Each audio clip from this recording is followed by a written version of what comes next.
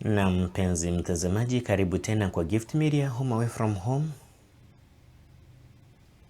Related to this, if there are any foreigners in the county, and I've asked the county security team, any of the foreigners who may be in the county and are engaged in this illegal business, we will do what the law requires us to do, namely apprehend them, make them ensure that they face the law, and then most likely deport them, because when you are not a Kenyan and you are here, engaged in illegal activities, you are not supposed to be here. That is what this is all about.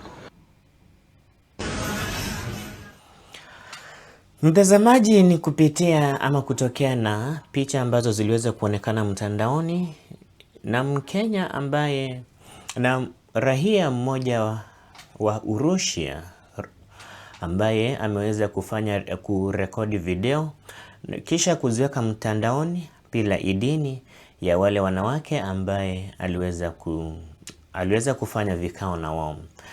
Kutokana na tukio hili limeweza kuibua hisia kali mtandaoni, ikiwemo huyu mjamaa ametembea pale Kenya na Ghana, Nigeria na kwingine kama ametembea pia kule China na ameweza kufanya mambo kama hayo. Lakini sasa hivi inaaminika ya kwamba huyo mjamaa aliweza kukamatwa, na sasa hivi nimeamua kuleta habari hii at least tuweze kuelimishana. Kwa sababu ya nini? Kwa sababu ya mambo kama hii inayofanyika. Ila tu ningependa kuambia kwamba kama wewe ni mwanaume na umeona picha kama hizi ama video kama hizi, alafu unaongea vibaya, kumbuka ya kwamba maybe kuna uwezekano uko na dada yako, uko na mtoto wako ama nani. Jiulize ni siku gani uliweza kuwa support. Usipo wa support, wanaweza aje kukosa kupata msaada kama huo, japo hawakupata pesa yoyote kulingana na taarifa ambazo zinazoaminika. Huyo mjamaa hakuwapea pesa yoyote. So kwa hii video ama kwa hii taarifa yenye niko nayo hapa, nimeweza kuijumuisha, alafu pale nikirelate na zile miswada ambayo hapo mbeleni Dr. Fred Matiang'i alikuwa ameweka akiwa waziri wa masuala ya usalama, pale akizungumzia mambo ya raia ambao si wa Kenya wako nchini Kenya wakifanya biashara ambayo hawana kibali ya kufanya ama hawana hiyo ofisi ya kufanya biashara. So ni taarifa ambayo nimeweza kuicombine. Tafadhali, I hope mtaendelea mtaangalia, alafu pia ni toeni maoni. Sawa. Hello. What is this? What is this? That's a shop like this one, but in a jar. Yeah. Okay. Hi. I like how you look. Thank you very much. Okay. You are married? Are you married? No? Yeah. I from Russia, but I live. Wakati mwingine ninaangalia ninashindwa kuelewa, je, kulikuwa na shida mahali huyu mjamaa alikuwa na mambo maybe tuseme ni madawa alikuwa anatumia ama vipi? Kwa maana vile ameweza kufanya mambo yake pale ni mambo ambayo imeweza kuhisia imeweza kuipua hisia kali sana katika mtandaoni. Je, ni kweli kwamba wasichana wetu wako that easy ama ni nini? Ni kitu gani inasababisha mambo kama hii kufanyika? Pale ya kwanza mimi nikiangalia pale nasema ya kwamba kuna uwezekano ni hali ngumu ya maisha. Anyway, let us watch. Tutazame alafu ndio tuweze kuweza kucharge. You live in Kenya? Yeah. When you come back, I'll come to see you. Okay? This is very interesting. Hello. This place is very interesting. How much is the territory? How much is it? Do you want to buy it? Huh? Do you want to buy? Mango, bananas. Yeah. Our gratitude. Yeah. Banana there. You live here? No. In Tuapa? No. Kampala. Please. The place. this Okay. rent apartment. Okay, no problem. Wow. Hello, how are you? I like how you look. I like how you look. Hi. Okay, thank you. Good. Thank you. Oh, very good. Hello. How are you? I'm good. I live here. This is my room.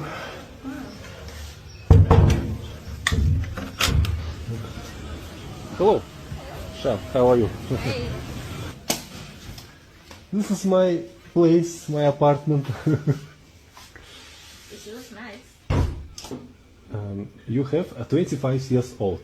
Yeah, this year I'm gonna turn 25 years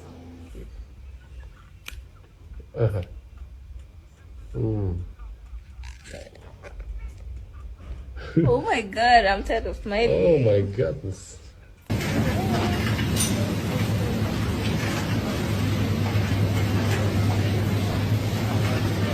I like your dress. Hello. I like your dress. Yeah. What is your name? Masi. Masi. Oh, nice. Nice to meet you.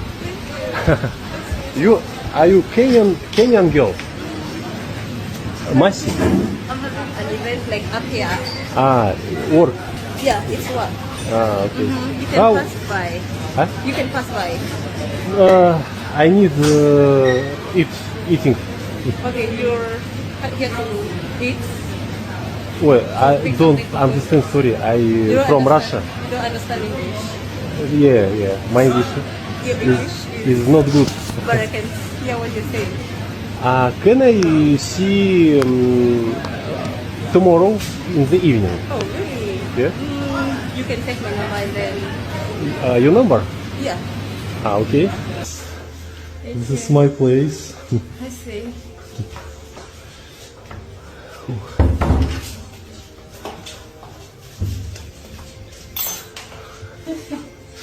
It's nice. Nice. Meet you again. Yeah. I'm too. Do you want water? Yes. Oh, hello. How are you? Fine. Sorry, have I disturbed you? Yes. Okay, thank you. How are you? Fine. I'm eating sausage. Oh, very good. Thank you. It's nice, huh? Yes, very nice. Okay. Okay. You forgot to put your number.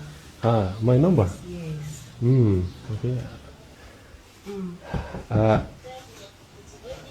And you single? Are you single or Yeah, I'm single. do you have? No, I'm husband? single. Boyfriend broke my heart.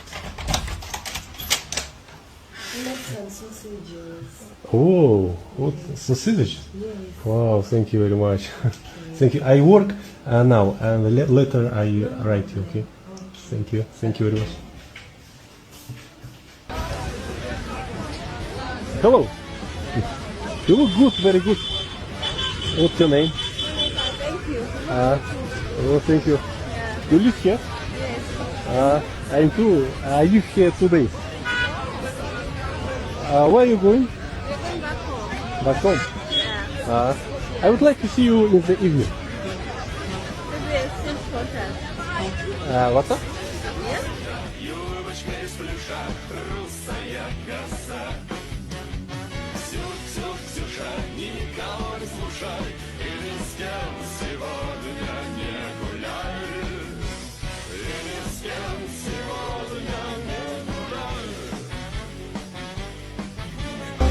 Hello. I'm here. Good. Okay. Kept you waiting. Come with me, I show you how I live. Okay. Okay. Will you go?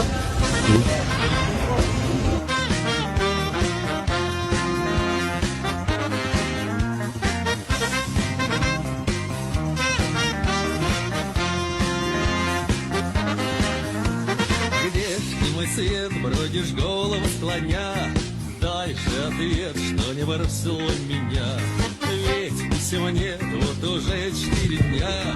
Милая, не греши, напиши. Живу я без тебя, словно во сне. Горю я без тебя, словно в огне. Hello. How are you?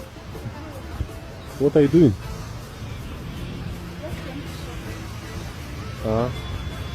How old are you? Oh, like this.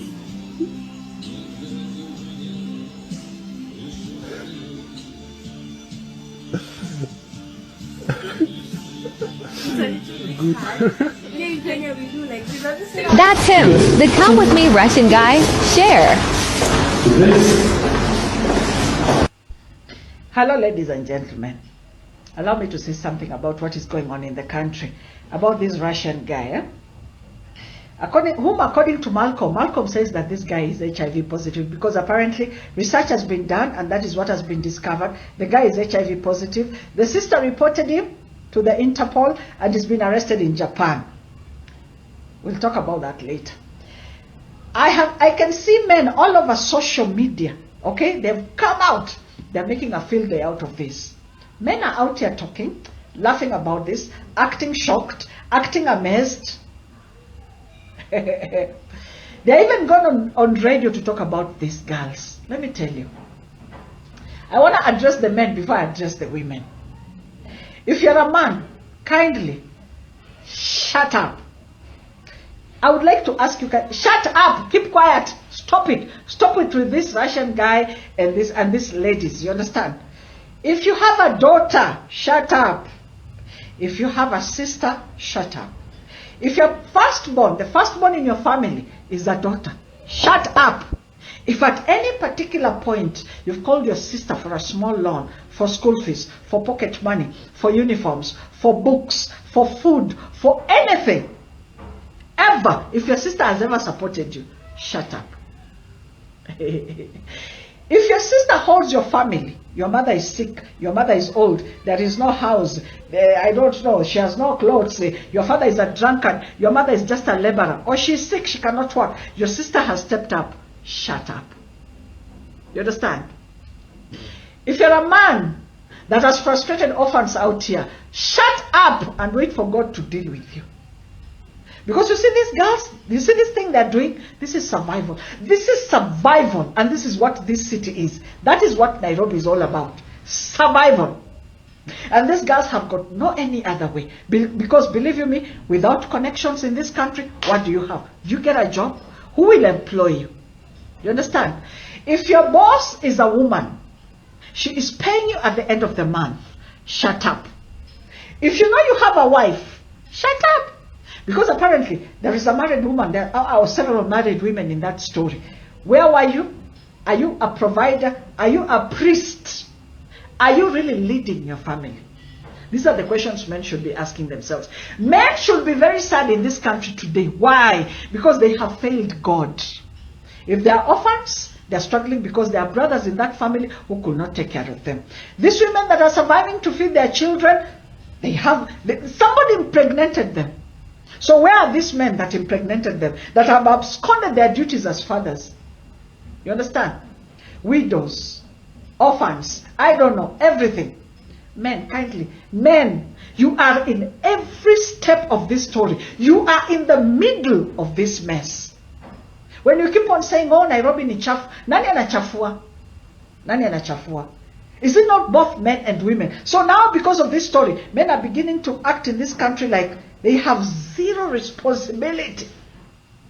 And the saddest thing is to see men on radio like Spice FM. I've seen 2 gentlemen on Spice FM. They're probably in their 40s. I believe they have daughters. You should not be talking.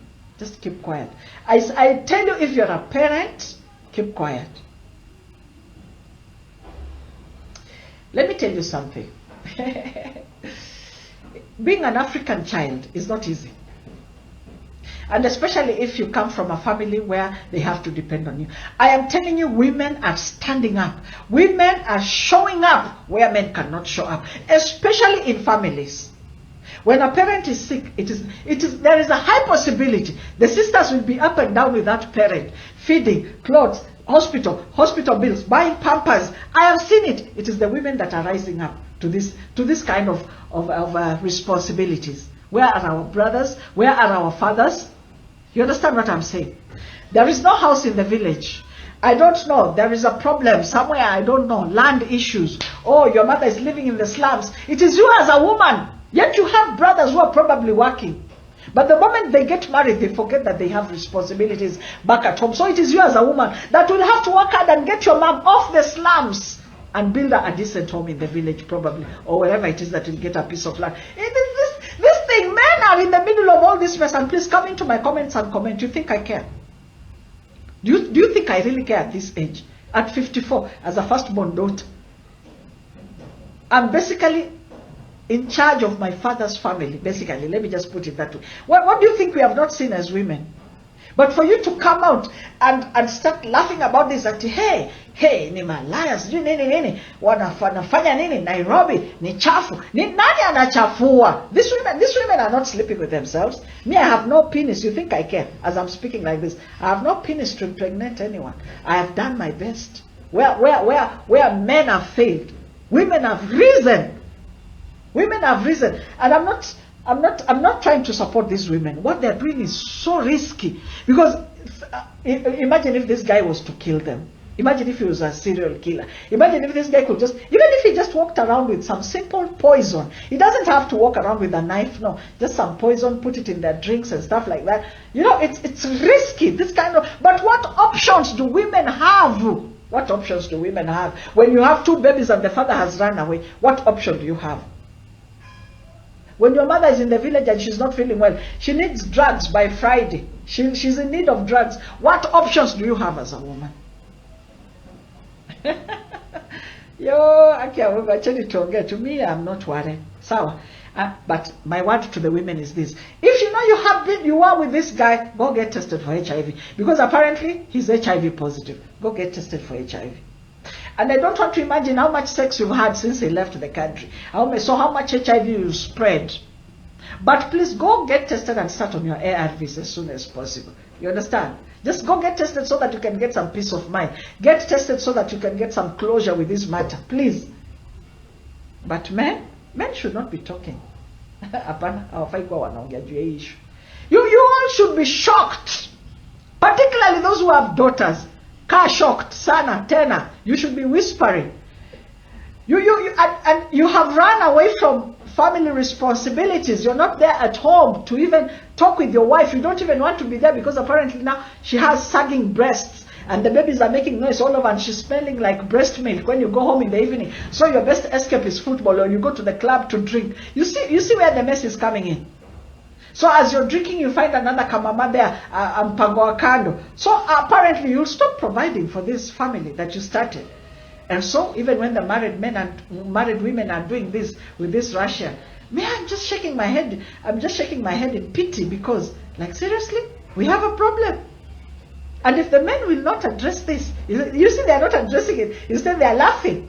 They're laughing. Can you imagine? They're all over social media. Those guys at Spice FM were talking, and I was like, oh my God. Oh my God.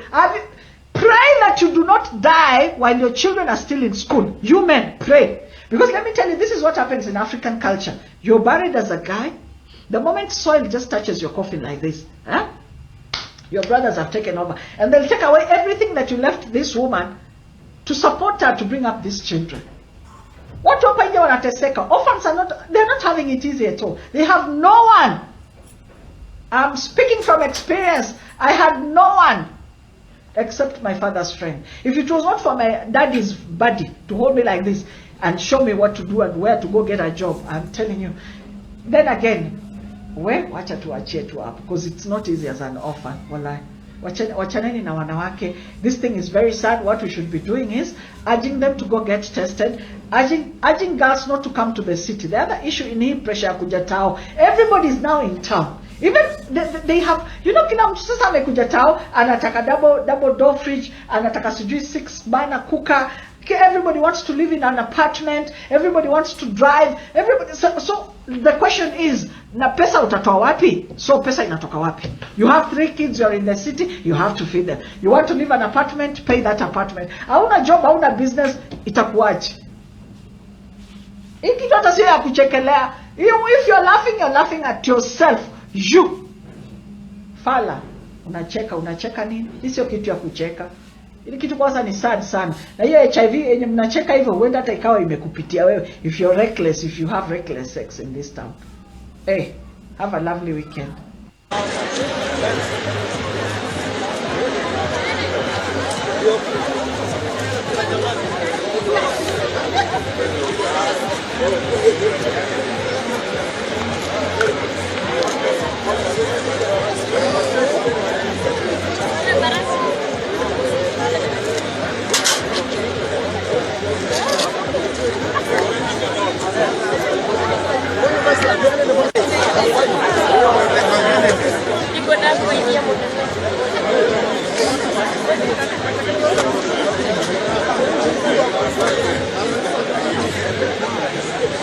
Okay, thank you so much. Asante, thank you, madam. May God bless you. Thank you so much.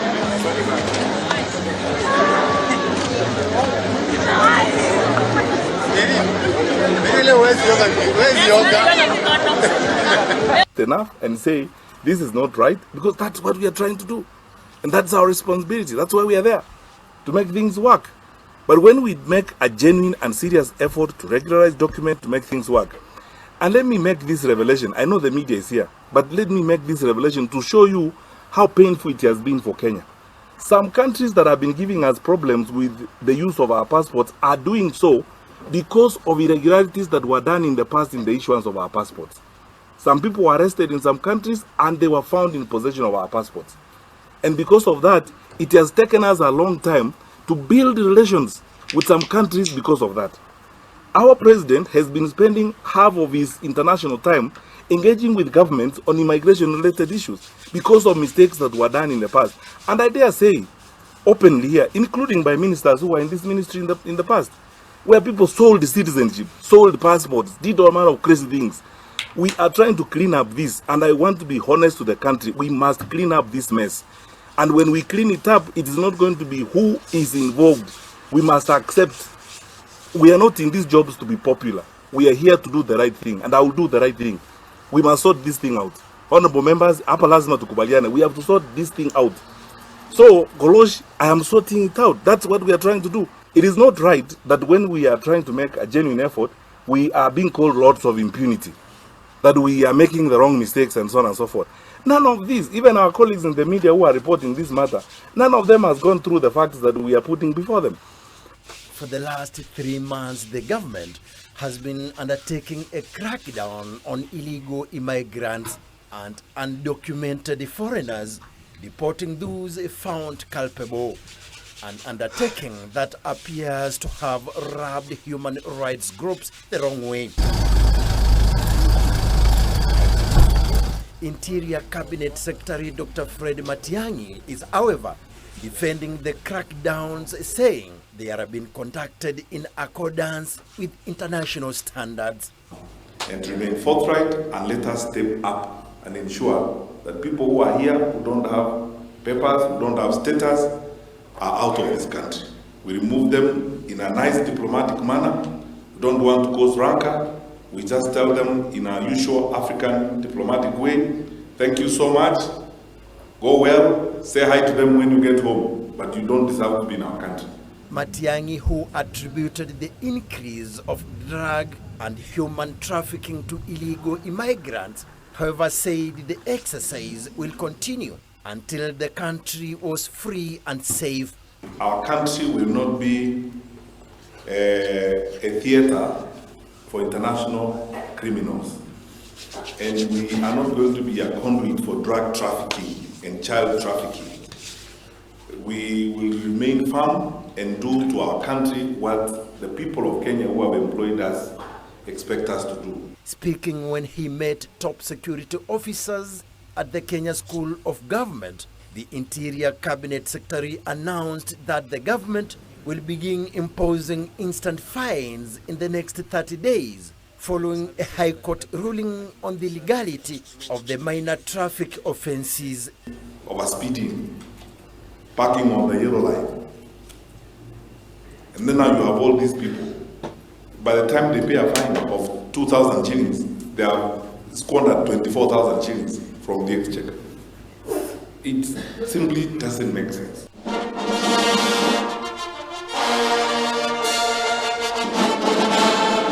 The event also saw the launch of the Police Service Standing Orders mobile application.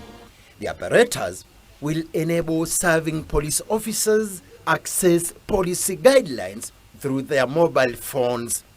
For the last 3 months, the government has been undertaking a crackdown on illegal immigrants and undocumented foreigners, deporting those found culpable. An undertaking that appears to have rubbed human rights groups the wrong way. Interior Cabinet Secretary Dr. Fred Matiang'i is, however, defending the crackdowns, saying they are being conducted in accordance with international standards. And to remain forthright and let us step up and ensure that people who are here, who don't have papers, who don't have status, are out of this country. We remove them in a nice diplomatic manner. We don't want to cause rancor. We just tell them in our usual African diplomatic way, thank you so much, go well, say hi to them when you get home, but you don't deserve to be in our country. Mathiang'i, who attributed the increase of drug and human trafficking to illegal immigrants, however, said the exercise will continue until the country was free and safe. Our country will not be a theater for international criminals. And we are not going to be a conduit for drug trafficking and child trafficking. We will remain firm and do to our country what the people of Kenya who have employed us expect us to do. Speaking when he met top security officers at the Kenya School of Government, the Interior Cabinet Secretary announced that the government will begin imposing instant fines in the next 30 days, following a High Court ruling on the legality of the minor traffic offences. Overspeeding, parking on the yellow line. And then now you have all these people. By the time they pay a fine of 2,000 shillings, they have squandered 24,000 shillings from the exchequer.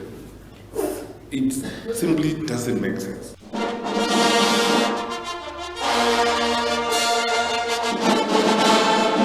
The event also saw the launch of the Police Service Standing Orders mobile application. The apparatus will enable serving police officers access policy guidelines through their mobile phones. Imagine this. This sector, the gambling sector in Kenya, has grown from 2 billion Kenya shillings in 2013 to 200 billion Kenya shillings in 2018. Sounds too good to be true, but that's the case, according to Interior CS Dr. Fred Matiang'i, who has today issued deportation orders for foreigners operating illegal gaming and gambling businesses. Now, the directive will affect 30 non-compliant foreign companies and more than 90 top-level managers. Yaytseslav reports. The allure of striking it rich has attracted hundreds of thousands of Kenyans into gambling. And the more people dangle their money on luck, especially the youth, there is also an increase in despondency. Figures now revealing that 500,000 Kenyans have been blacklisted by the Credit Reference Bureau for defaulting in repaying money borrowed for gambling. If people applied for different papers and then they ended up in gambling, I would like them to leave the country today. As simple as that. We must clean up our country and we must be serious about the things we do. Matiang'i, in a meeting with stakeholders from the gaming sector and the Betting Control and Licensing Board, said the sector, which remains largely unregulated, owes Kenya Revenue Authority upwards of 26 billion shillings in taxes. He also raised concern that the bulk of revenue collected was being repatriated to foreign countries, leaving the betting enthusiast broke, hopeless, but determined to bet the next day. On the night of 30th, Those who will not have submitted their tax compliance certificates plus the backup and so on, we deem that they are not in operation, and therefore that's why the police are here and that's why the DCI is here. We close them up, and that's the end of the story. Proposed Gaming Bill 2019 will see stiffer rules as government seeks to cast the net wider on tax non-compliant companies. Stakeholders are, however, opposed to some of the changes, one which includes a minimum working capital of 100 million shillings to be allowed to operate a betting company. It is not possible to track their addiction levels. Nationwide, online registered database must be done by the National Gaming Authority. It now remains to be seen whether a radical policy change will combat the betting craze in the country, especially among the youth. Na mpenzi mtazamaji, imekuwa ni taarifa ambayo inahusiana na yale mambo ambayo Dr. Fred Matiang'i alikuwa ameweka in place, at least to ensure that all the government operations they are running in a smooth way. And from this side, what I can say is that Dr. Freddy had already put in place the rules on how people who come to Kenya, how they should behave. But in this case, and at this government, it is not considering something like that.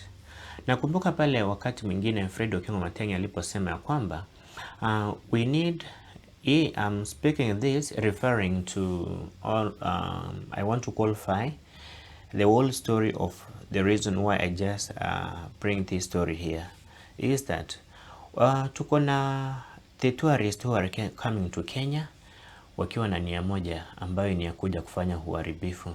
Nakumbuka pale wakati Dr. Fred aliposema kwamba ni vizuri they were to put the measures in place that if there is any tourist who will be coming to Kenya, he need to be vetted, and he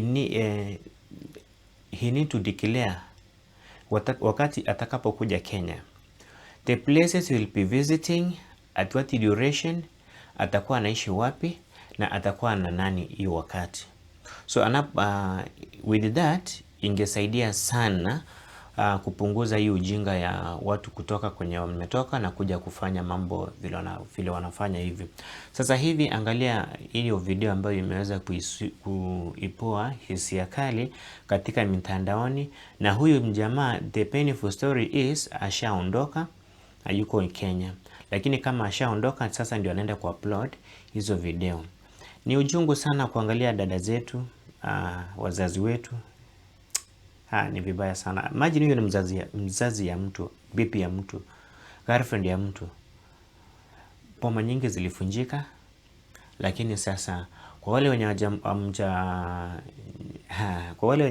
hajipata katika hiyo mtego, learn to be very faithful.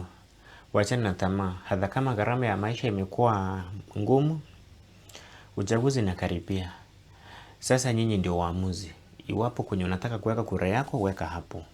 Kwa sababu gani? Kama unataka Kenya nzuri, you know what to do. Gift Media, home away from home is your home. Bye bye and see you in the next video.